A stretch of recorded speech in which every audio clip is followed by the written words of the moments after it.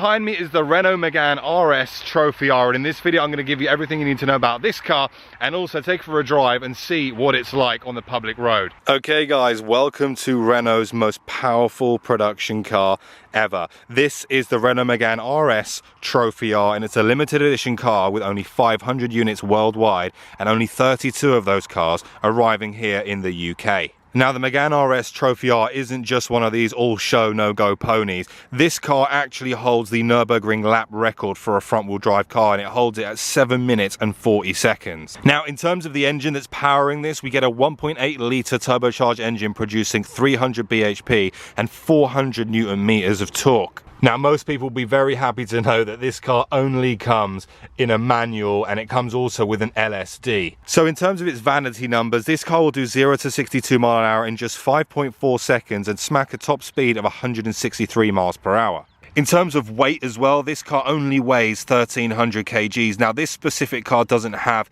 the carbon wheels. However, they are lightweight wheels. But if you went for the carbon wheels, which is a massive optional extra in terms of cost, it will come in even lighter.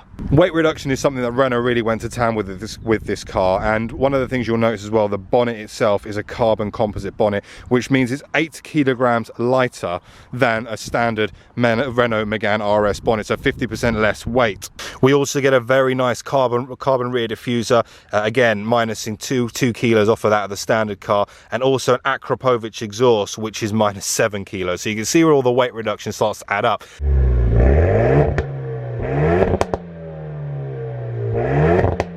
In terms of the wheel setup on this car, we get 18-inch red Fuji wheels, each of which save a total of 2 kilos per wheel off the originals, and it gives you a total weight saving of 8 kilograms. But as I said, you can go for carbon wheels on this and carbon ceramics. Now, taking a look at the interior, you can see we get these beautiful full Alcantara Seatbelt bucket seats, and I can tell you they are very comfortable. Full Alcantara looks special, it is winning, and it's coupled with a full Alcantara steering wheel. If I take you around the back, you can also see that Renault have pretty much completely stripped out the rear seat. So you have a rear seat delete. You can see we've got the kind of Seatbelt cargo net here. But yeah, I mean, just look at that view. That, if that's not race car, I don't know what is. Very cool, this thing. The other thing that you might not notice is that these rear glass as well, they've been made to be to be thinner, to save 1 kilogram of weight. So literally everything on this car, they've just thought about lightweight. Now, as you guys know, when it comes to making a hardcore car, sometimes manufacturers really do skimp on the interior. Now, if we look at the center section here, you get this kind of R-Link. It's a 7-inch touchscreen, but obviously on the Megane, you have a full screen one here. So they've saved weight there, but not completely stripped it out. The door cards feel really well made as well. You know, there's not really many cheap plastics in here. This is a very nice touch. I think I saw this first on the Cupra, on the Seat Cupra, but they've obviously got this here as well in the Renault Megane RS, and it's very nice. It's like a carbon fiber padding. The throw on the box again is pretty good. It's quite notchy, 6 gears manual, which we like, and also you get 2 cup holders, and you get some storage space in here. You're also greeted with 2 USB ports and a 12-volt cigarette lighter thing. In terms of brake setup on this specific car, we get 4-pot Brembo calipers with 355mm discs. The suspension setup is probably one of the most important things of this car when you're thinking about the handling itself. This car comes standard, believe it or not, with Olin suspension, which is pretty much race suspension. So that is not cheap, and they have gone to town with how this thing is going to handle. In terms of other bits of handling, Renault have gone to town. They've upgraded the entire rear axle on the Trophy R and completely reworked the underbody of the car to give you kind of more aerodynamic downforce. So all of the air on this car actually works. So now we know all about the Renault Megane RS Trophy R. It'd be good to see now what that 300 horsepower from the 1.8-litre engine is like from an acceleration perspective. Now, it is wet, so this is going to be very interesting, but here we go.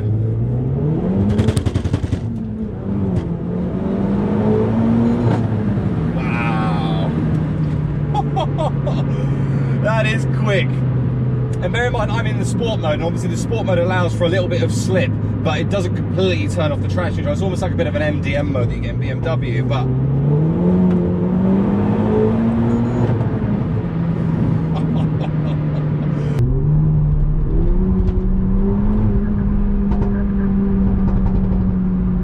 Man, that is quick. And that's the thing, this lightweight kind of chassis with all the stuff stripped out, it produces such great power delivery. Oh, and the noises from the Akrapovic exhaust, I think that's one of the things that I love the most about this. Because we have no rear seats, we've got pretty much an empty shell behind us, which is a really cool thing, because it is like a race car for the road. Struggling to get the power down there.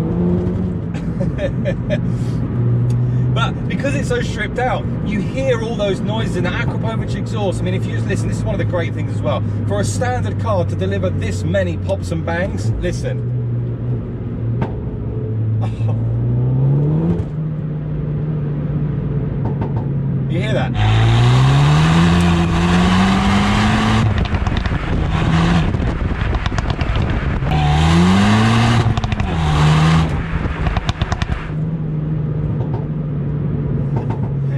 It's like a popcorn machine.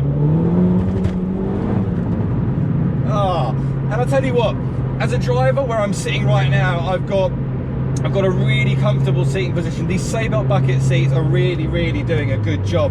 They are superb. They really are. They're comfortable. I mean, the ones that I was in the that were in the Alpine A110S were good, but I feel these feel a bit more deeper. They are all Alcantara. It feels super comfy, and the great thing as well with this, with the Öhlins suspension, I mean, the front end, just look at the turning on this. That front end is point and shoot. It is so good. So good. I can't get over the noise that this thing makes. But where the Öhlins suspension provides you such an incredible handling experience, and literally, I mean, look, throwing it left to right, there is no roll at all on this car. However, the downside to having such race spec suspension is on normal roads, it is a very stiff and bumpy ride. Very stiff. Wow. What a car. What a car. We get things like cruise control in this, so it is dailyable, although you'd be very brave to daily this car, let's be honest.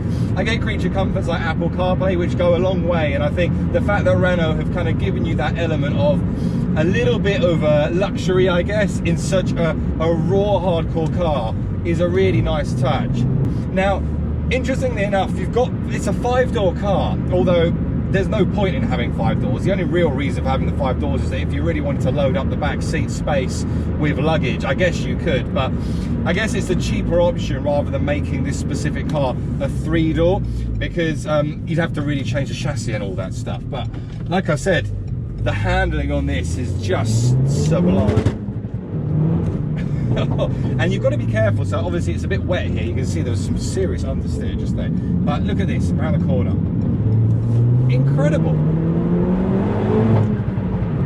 Wow. So I took this to Caffeine and Machine, and actually this was kind of keeping up with a lot of high power cars, and people look at it and go 300 horsepower, 1.8, but it's that power to weight ratio and all that lightweight stuff we talked about earlier on in the video. It all kind of pulls together into that brilliant package, and it just creates such an incredible car.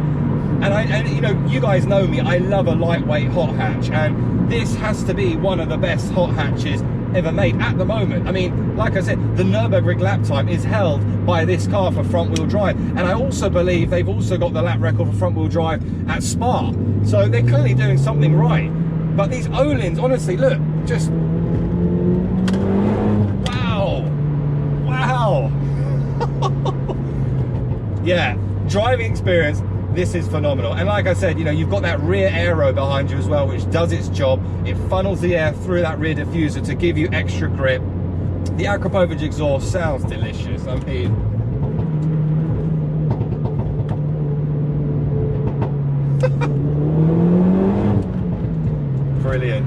brilliant car. And also as well, because you've got no rear seats, the sound deadening, there isn't much in it, so it enhances that Akrapovic noise. It is really good.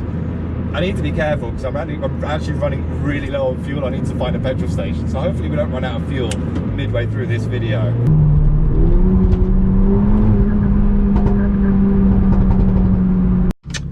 Well, that's the first, having to fill up midway through a review, and it actually brings me on to a pretty good point, I guess, is that the Renault Megane RS Trophy R, because it's so hardcore, it actually has quite a small tank. Now this car goes back tomorrow.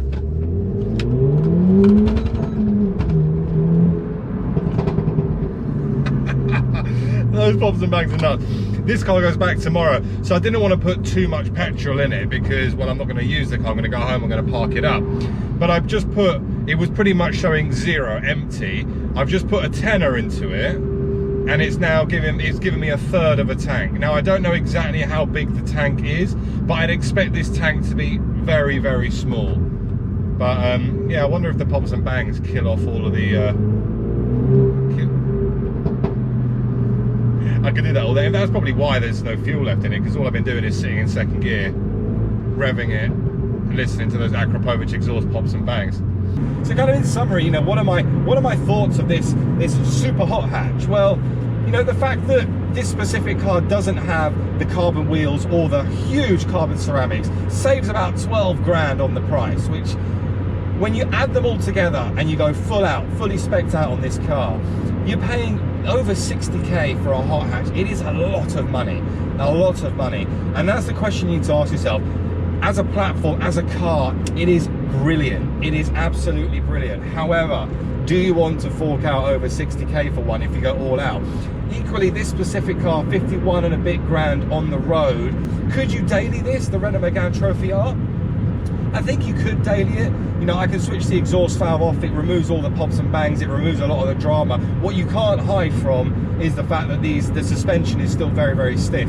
You've got lots of boot space in the back, you've got that kind of cargo net to put all your stuff in the back. You get a glove box, you get storage here inside the car, you get climate control, you get a screen with sat-nav, CarPlay. So you do get some creature comfort, but the car is specifically designed to be used out on the track. And I think that Renault have created a masterpiece here. The Trophy R looks great, particularly in this Arctic white with the red accents and the red wheels. Yeah, I'm a fan of this, guys. But if you did enjoy the video, please leave a like. It does help the channel massively. Subscribe if you haven't done already, and I'll see you all very soon on the next video. Take care, guys. Bye-bye.